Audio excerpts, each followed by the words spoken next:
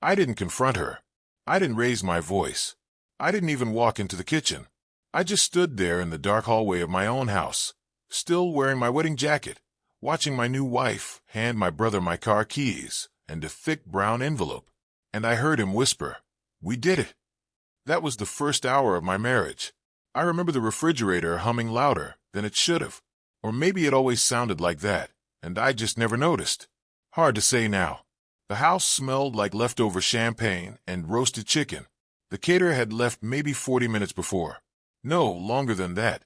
Closer to an hour, I think. It was quiet in that way houses get quiet after a party. Not peaceful. Just emptied out. I'm Mickle. Most folks call me Uncle Mickle on here. I'm in my mid-40s now. I don't usually tell stories like this. But I figured, well, maybe it's time. I've had enough distance to talk without my hands shaking.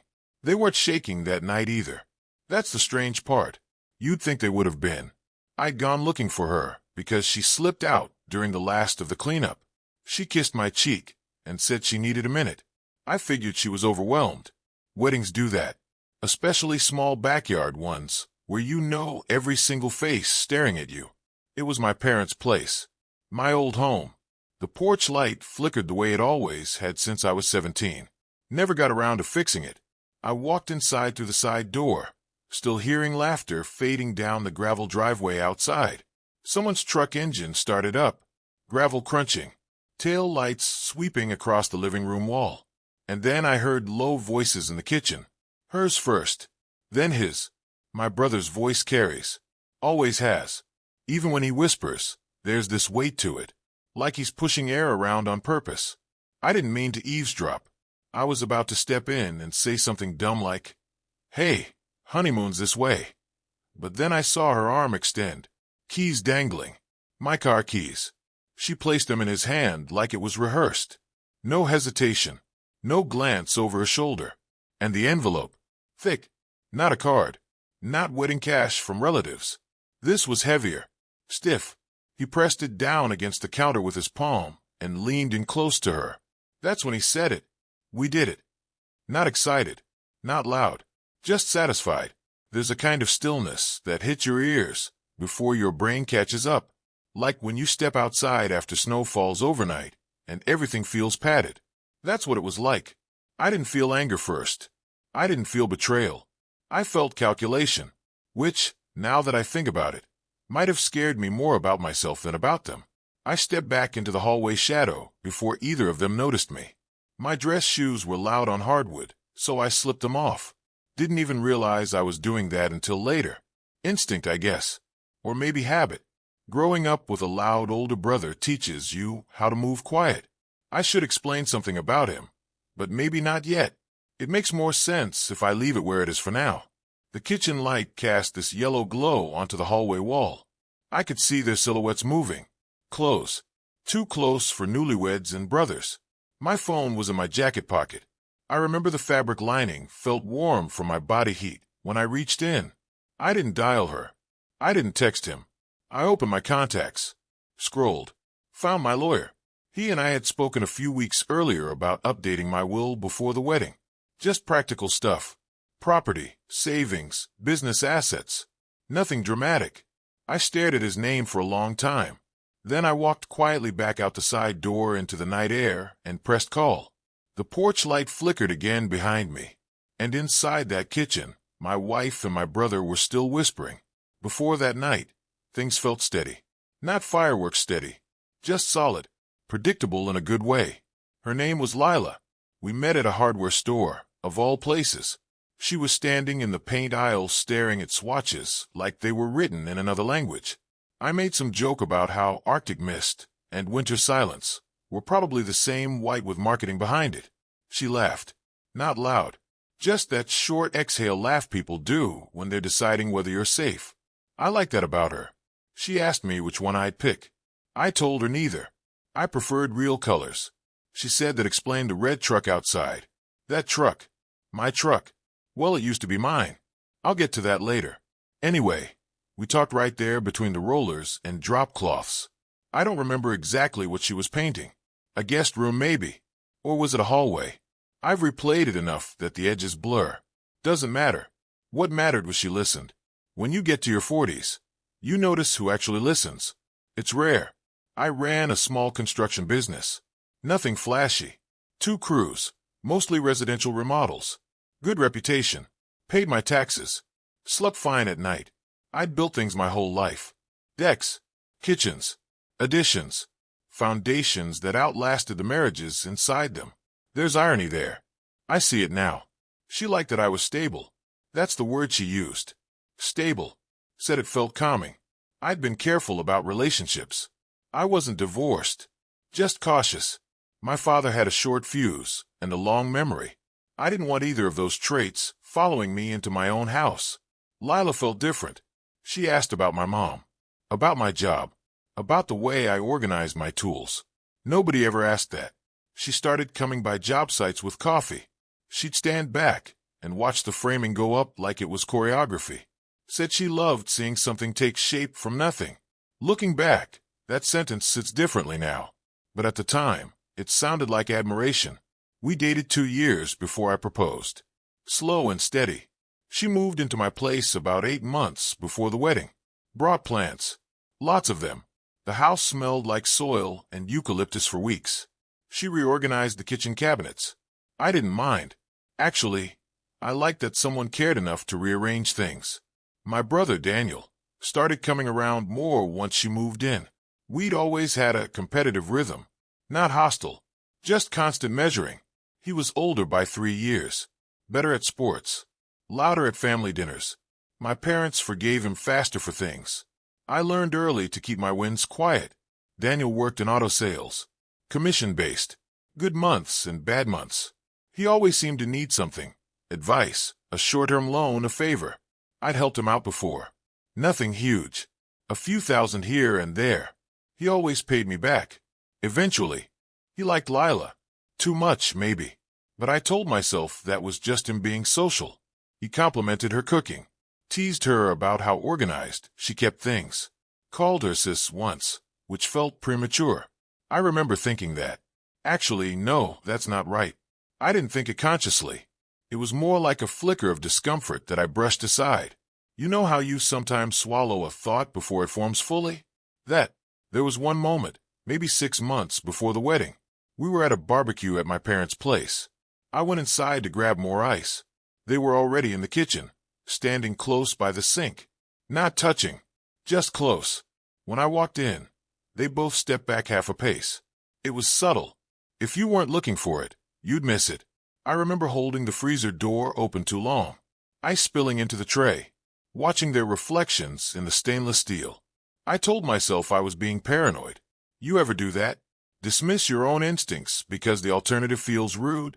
I asked Lila later if everything was okay. She laughed and said, "You're not jealous of your own brother, are you?" It was playful. Light. I said no. And I meant it. Mostly. The wedding planning was simple. Backyard ceremony. Close friends. Family. No debt. She said she didn't want extravagance. Said what mattered was the promise, not the production. I respected that. We combined finances a month before the wedding. Joint account. We met with my lawyer about updating paperwork. I'd built assets over 20 years, property, equipment, savings. Nothing outrageous, but enough to protect properly. She insisted we do it the responsible way. Those were her words. Responsible. Looking back, I wonder was I responsible? Or just comfortable? The red flag, if you can call it that, wasn't dramatic. It was small. Administrative.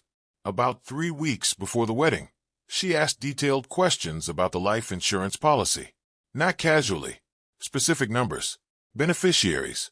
Payout timelines. I answered them. Of course I did. We were getting married. Still, there was a tone there. Practical. Detached. At the time, I told myself she was just thorough. And maybe she was. But sometimes I think about that kitchen at the barbecue. The half step back. The life insurance questions. The way Daniel started texting more often once she moved in. You connect dots differently in hindsight. Here's something I've asked myself 100 times. When something feels slightly off, how long do you ignore it before it becomes your fault?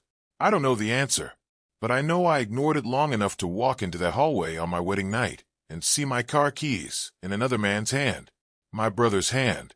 When I stepped back outside that night and called my lawyer, I didn't tell him everything. Couldn't. It was close to midnight. He answered on the third ring, voice thick with sleep. I told him I needed to halt the will update. Effective immediately. No explanations. Just paperwork frozen. He asked if something happened. I said yes. That was enough. The gravel under my socks felt damp. I remember that detail clearly. Cold seeping through cotton. My wedding jacket still buttoned. Tie slightly crooked. Inside, through the kitchen window, I could see Daniel's truck parked crooked in the driveway. He never parked straight. Always angled like he was ready to leave fast. That thought didn't sit right. I ended the call and didn't go back in right away. I circled around to the front yard instead. The yard lights were still on from the reception. Paper lanterns swaying in the breeze. One had burned out already. It felt staged, like the afterimage of something fake. I told myself there had to be a logical explanation. Maybe the envelope was wedding cash she wanted him to hold. Maybe the keys were for moving my car, so guests could get out. Maybe we did it meant pulling off the surprise fireworks earlier. Except we didn't have fireworks, and the envelope wasn't small. I went back inside to the front door this time. Let it close louder than necessary. I wanted them to know I was back in the house. Footsteps shifted in the kitchen. By the time I walked in, Daniel was leaning casually against the counter. Lila was rinsing a glass that didn't need rinsing. The envelope was gone. My keys were not on the hook by the door. I looked at the counter. Clean. Too clean.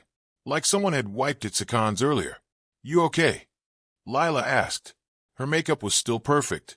Not smudged. Not tearful. Just composed. I said, yeah. Just checking something. Daniel clapped me on the shoulder. Firm. Friendly. Big day, huh? His hand lingered a fraction too long. I nodded. No accusations. Not yet. If there's one thing running construction teaches you, it's patience. You don't rip out a wall until you know what's behind it. Plumbing, wiring, load-bearing beams. You assess first. So I assessed. Daniel left 10 minutes later. Said he had an early appointment at the dealership. Lila walked him to the door. I watched from the hallway mirror. She didn't hug him goodbye, but she touched his forearm. Brief. Intentional. After his truck pulled out, I checked the key hook again. Empty. I asked her where my keys were. She paused. Just a flicker. Oh, I gave them to Daniel. He's borrowing your truck tomorrow morning. Said he needed it for something. My truck. Not my car. I don't know why I keep saying car. It was my red Ford truck. The one she teased me about at the hardware store. See, even now I mix that up. Maybe because that night everything blurred. I said, for what? She shrugged. Didn't say. Something about helping a friend move equipment. It was late. I didn't push. We went to bed, and I lay there staring at the ceiling fan spinning slow circles, listening to her breathing settle into sleep, or what sounded like sleep. Around 2 a.m., her phone buzzed. She didn't move. I did. I waited. Another buzz. Short vibration against the nightstand wood. She shifted then, rolled slightly away from me, and picked it up under the blanket. The glow lit the fabric faintly. A soft blue pulse. She typed quickly.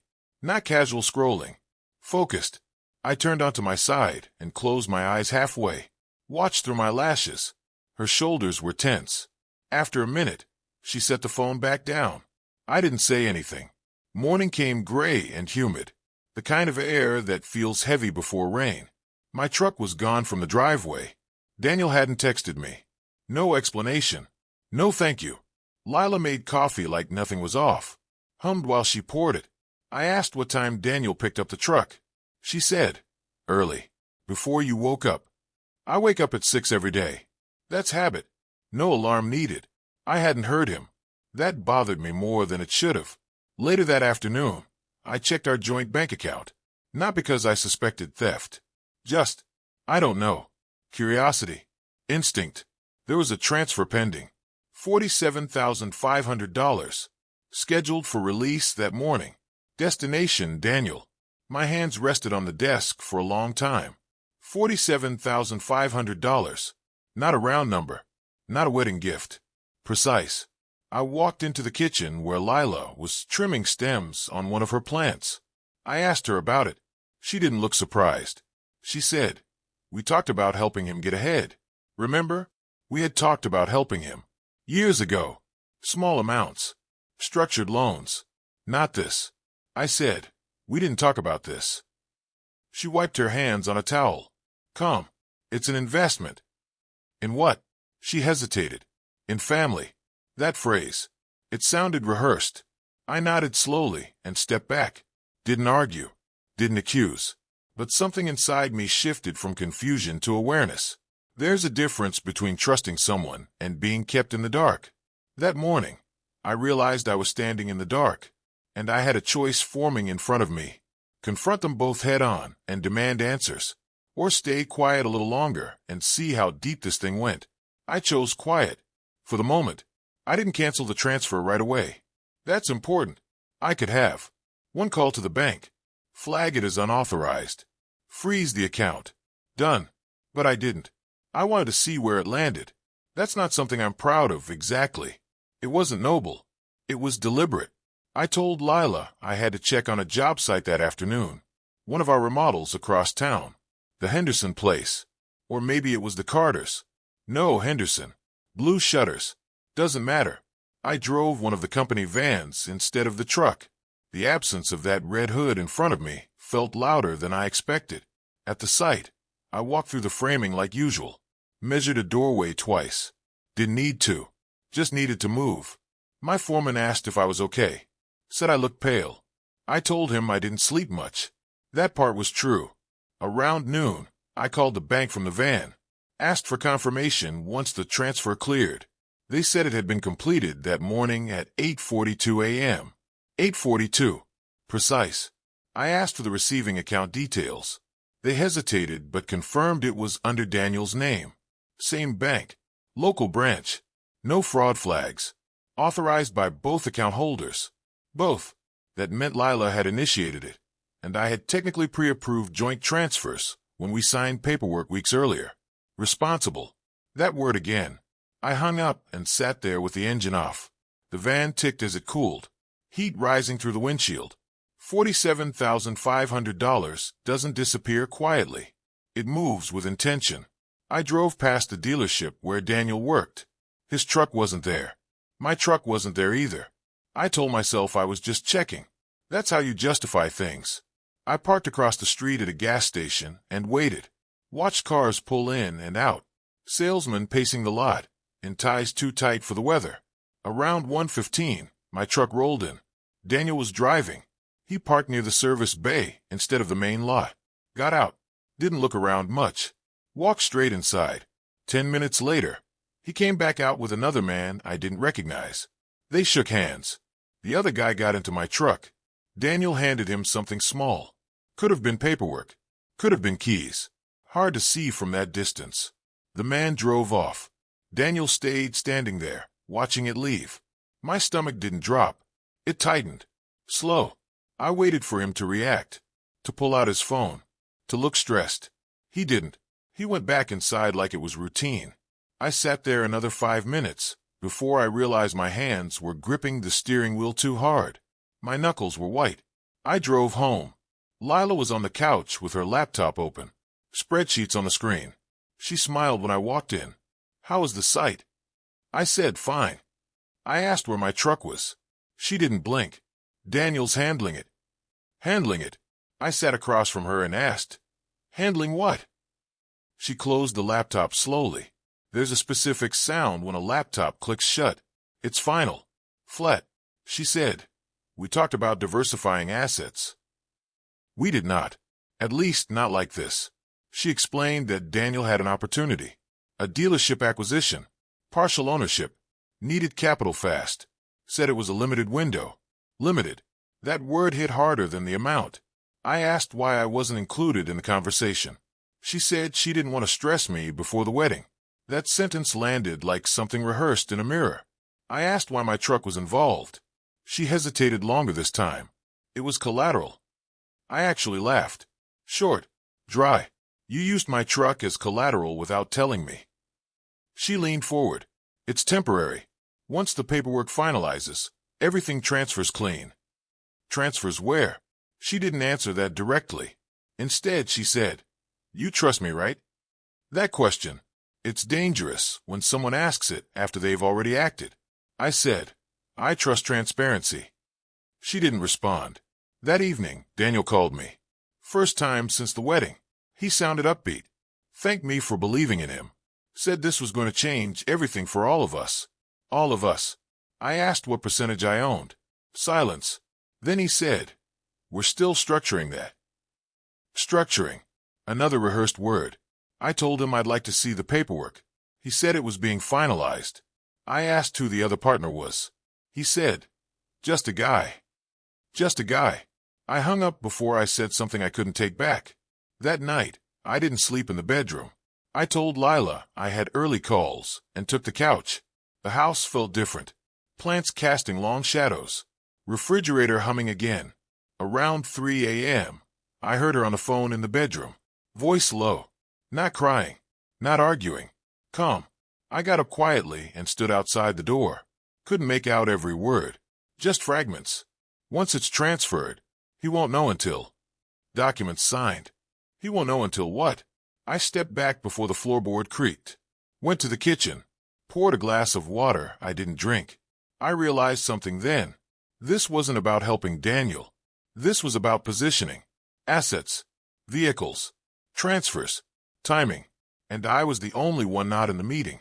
I sat at that kitchen table until sunrise, watching light creep across the tile. By morning, I understood two things.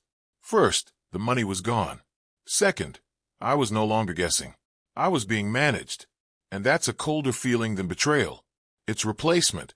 And I hadn't even been married 24 hours. By the second morning of my marriage, I stopped reacting. That's the only way I can put it. I didn't slam doors. Didn't demand explanations. Didn't threaten lawyers at the kitchen table. I poured coffee. Black. Same mug I'd used for years.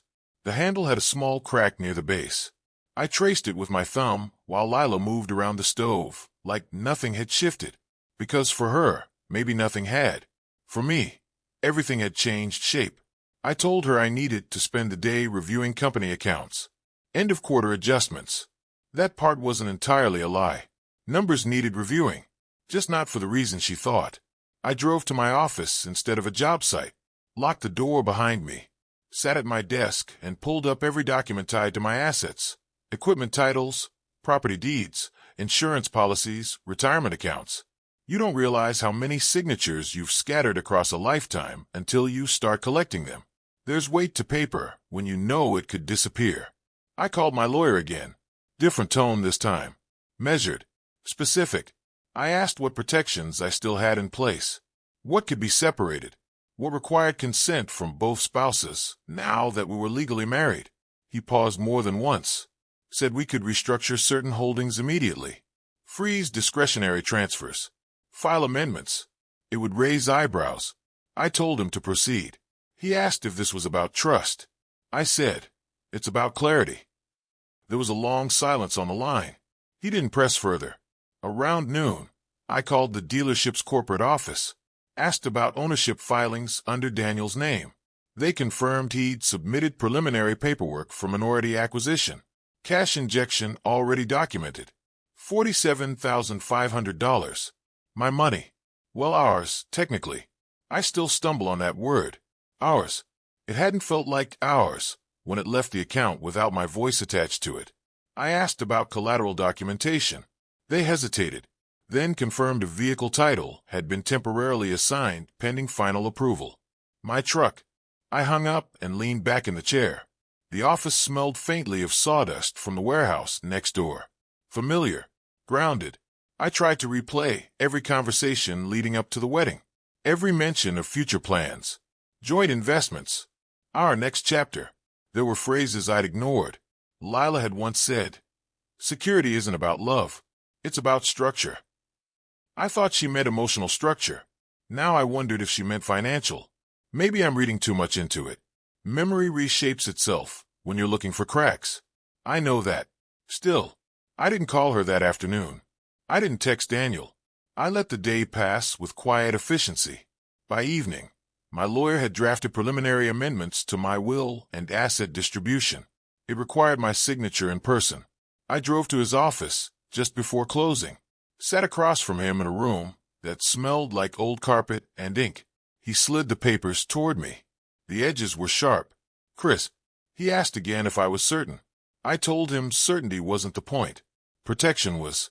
I signed. Not angrily, not dramatically, just steadily. Driving home, I thought about whether I was overreacting. $47,000 isn't insignificant, but it's not life-ending either. Maybe they truly believed it was an investment. Maybe they intended to include me once things stabilized. Maybe. But here's what kept echoing in my head. They acted first and informed me later. That's not partnership. That's positioning. When I got home, Lila was at the dining table with folders spread out. Daniel was there too. They both looked up when I walked in. Daniel smiled too quickly. Perfect timing. We were just going over projections. Projections. There were spreadsheets. Printed. Organized. Tabs labeled with months and percentages. They had built a future on paper. Without me in the room. I took off my jacket and sat down across from them. Didn't raise my voice. Didn't accuse. I asked one question. Why wasn't I included before the transfer? They exchanged a glance. Fast. Subtle. But there. Lila said, "We didn't want you to hesitate." Hesitate. Daniel added, "You overanalyze big moves." That one stung more than I expected. Maybe I do overanalyze. I build houses for a living. You measure twice. Cut once.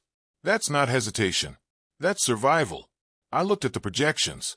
The numbers were optimistic. Aggressively so. Revenue increases projected within 6 months. Equity growth dependent on rapid expansion. Risk layered on risk. I asked who the silent partner was. Daniel said the name this time. I didn't recognize it. I asked to see the contract. He said it wasn't finalized yet. Again, I leaned back in the chair and folded my hands. Something settled inside me then. Not anger. Not sadness. Clarity. They weren't conspiring in whispers anymore. They were comfortable. Confident I'd eventually agree. Confident I'd absorb the risk, because I'd always absorbed it before. That's when I realized the shift wasn't about money. It was about pattern. I'd spent years being the stable one, the fallback, the quiet safety net, and somewhere along the way, they started planning around that assumption. I stood up, said I needed air, stepped outside onto the porch. The lanterns from the wedding still hung there, swaying slightly in the evening breeze. One had fallen to the ground, crushed. I picked it up, paper thin. Inside the house, I could hear their voices resume. Low, controlled. Here's the question that formed in my mind, and I'll ask it plain. If loyalty only flows one direction, is it loyalty or convenience? I didn't have the answer yet, but I knew I wasn't going to stay the quiet safety net anymore. The next morning, I moved fast. No long thinking. No pacing. Action. I was up before sunrise. The sky still that dull gray before birds start up. Lila was asleep. Or pretending. I didn't check. I drove straight to the bank when it opened. Asked to separate the joint account. They told me it required both signatures for full closure. Fine. I froze outbound transfers over $5,000 that I could do unilaterally due to business protections tied to the account. A clause I'd barely remembered signing years ago. Funny what details surface when pressure hits. Next stop, DMV. I requested a status review on my truck title. The clerk tapped her keyboard. Said the temporary assignment hadn't finalized yet. There was still a holding window. 72 hours. I was inside that window. I filed a dispute. Claimed unauthorized collateral usage, pending investigation. The word investigation makes people straighten up.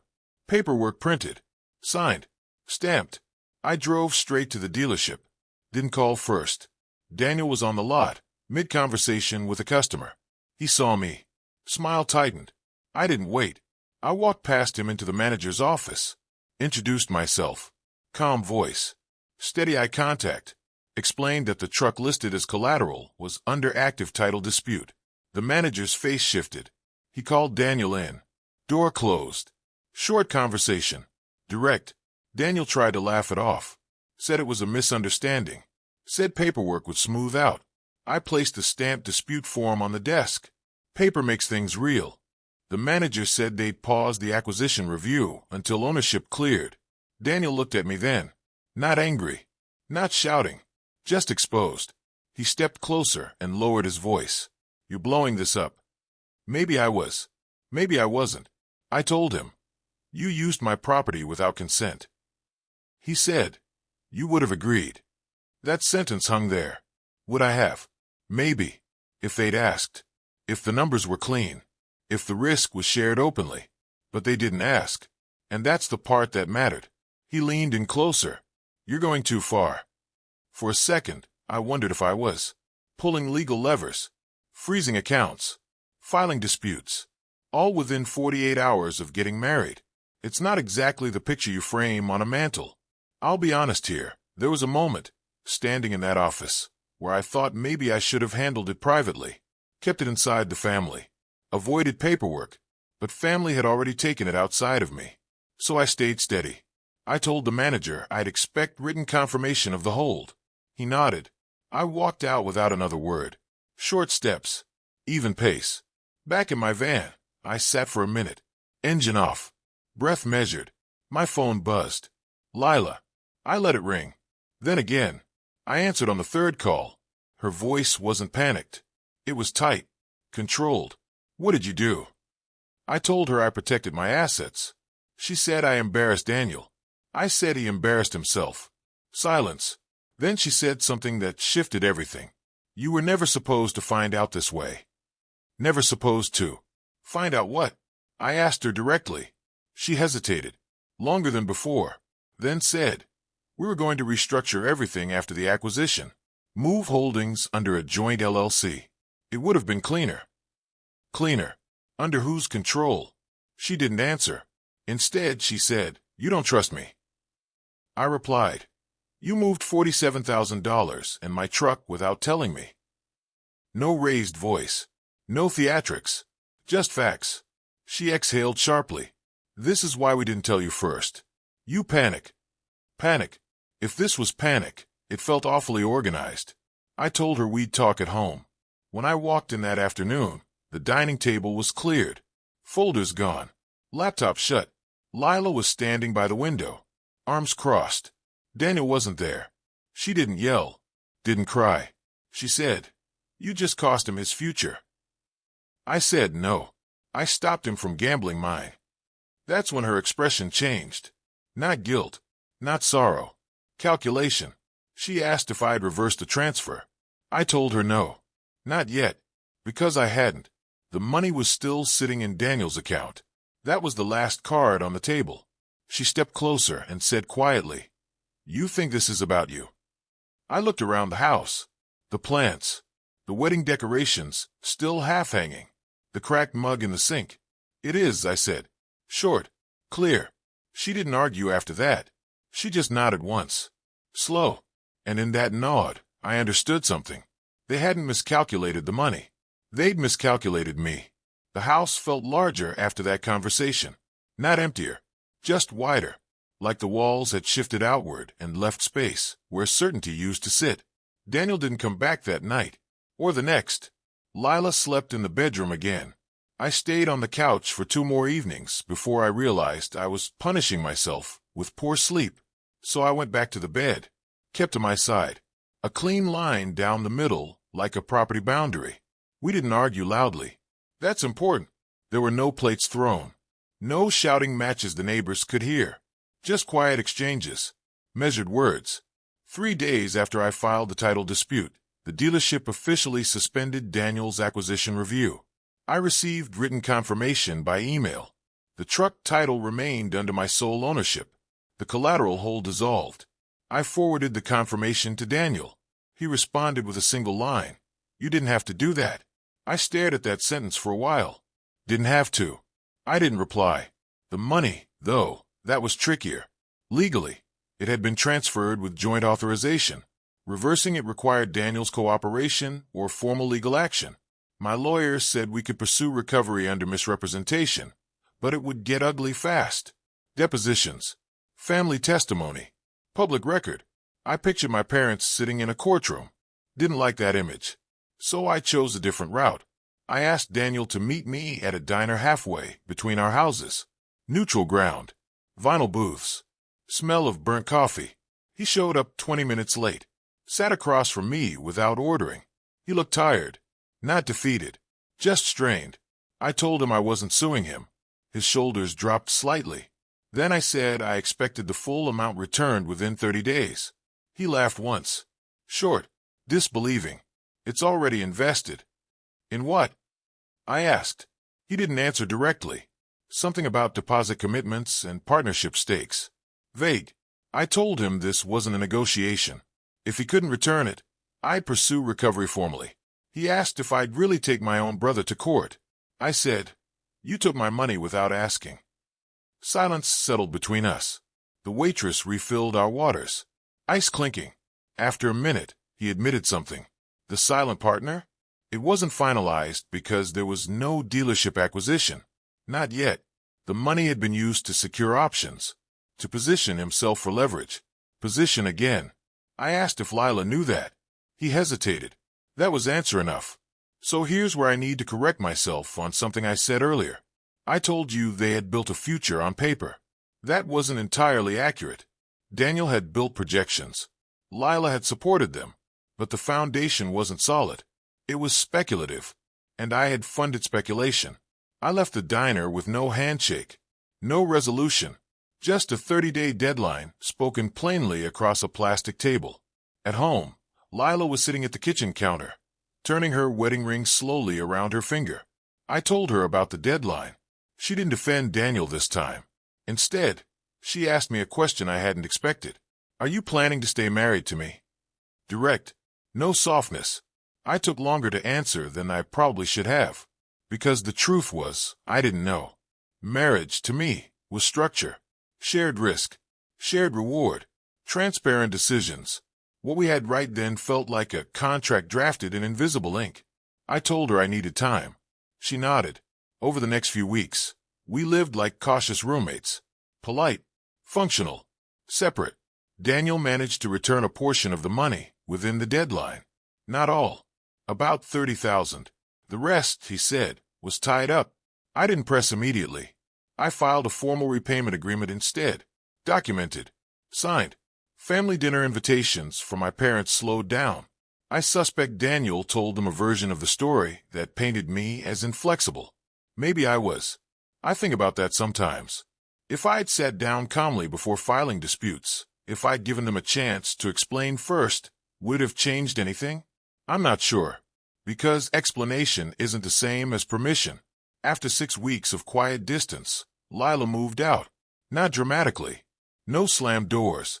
She packed her plants first, carried them carefully to her car, soil spilling slightly onto the porch. She didn't look at me while she loaded the last box. Before she closed the trunk, she said, "You'll always choose control." I almost corrected her, but maybe she wasn't entirely wrong. Control isn't about dominance for me. It's about knowing where the beams are before you hang weight on them. When her car pulled away, the house felt smaller again, familiar. Still, the wedding lanterns were long gone by then. I stood in the doorway for a while after she left, listening to the quiet settle back into its old pattern. No whispering, no repositioning, just the hum of the refrigerator. I've asked myself since then, would I act differently now? Would I confront first instead of calculating? Would I demand clarity before filing paperwork? Maybe I'd ask one more question before making the first move. But I don't think I'd stay silent again once trust shifted. Because once you see the beams cracked, you don't pretend the ceiling is fine. You either reinforce it, or you step out from under it. It's been 3 years now. The house looks mostly the same. Same porch light that flickers when the weather shifts. Same crack in the coffee mug, though I probably should have thrown it out by now. I kept the truck. Red paint's a little faded on the hood. Still runs steady. Daniel finished paying back the remainder of the money about 9 months after that diner meeting. Not in one clean transfer. Installments. Some late. All documented. We talk now. Carefully. Family holidays are manageable. My mother pretends nothing ever happened. My father avoids eye contact when money comes up in conversation. Daniel and I don't bring up business anymore. There's a distance that wasn't there before. Not loud, just structural. Lila and I finalized the divorce quietly. No courtroom scenes. No shouting in hallways. Paperwork filed. Assets separated. Clean on paper. She remarried last year. I heard through a mutual friend. Didn't feel the need to confirm. I've replayed that wedding night more times than I'd like to admit. The yellow kitchen light. The envelope pressing flat against the counter. The way Daniel said, "We did it." Sometimes I wonder what would have happened if I'd walked into that kitchen instead of stepping back into the hallway. Would they have adjusted the story on the spot? Would I have believed it? Would I have talked myself into comfort? Maybe. There's a version of that night where I ignore what I saw, where I accept the explanation about family investment, where I sign additional documents without reading closely. That version of me stays married longer. He also stays in the dark longer. I don't say that with bitterness. I say it with clarity. Trust isn't about blind faith. It's about shared visibility. If one person can see the numbers and the other can't, that's not partnership. That's staging. And I'll admit something here. I used to take pride in being the stable one, the fallback, the quiet solution to other people's emergencies. There's ego in that role. Feels good to be needed. But there's a line between generosity and being positioned. I didn't see when I crossed it. Actually, that's not entirely true. I saw hints. The half-step back in the kitchen months before. The detailed life insurance questions. The way decisions were made for my own good. I saw them. I just decided they were harmless. That's the part one own. Because loyalty doesn't mean surrendering your awareness. It means standing beside someone who would never move assets, or trust, without you standing there too. I'm not angry anymore. Tired maybe. Older definitely. But steady. If I could hand anything back to the version of me standing in that hallway on my wedding night, it wouldn't be advice about lawyers or bank clauses. It would be this. When something feels positioned around you instead of with you, pause and look closer. Not louder. Closer. Let me ask you something before I close this out. If you discovered, in the first hour of your marriage, that decisions had already been made without you, would you confront immediately? Or would you step back and gather proof first? There isn't one right answer, but your choice says something about how you define loyalty and how much you expected in return. I still believe in marriage. I still believe in family. I just believe in documentation now too. And maybe that sounds colder than it is, but stability isn't about control. It's about clarity. So that's my story, folks. If it resonated with you, go ahead and hit that like button, subscribe to the channel, and tell me in the comments where you're listening from. I want to know how far Uncle Mickle's voice travels. Protect what you build, and never apologize for asking to see the beams before you stand under them.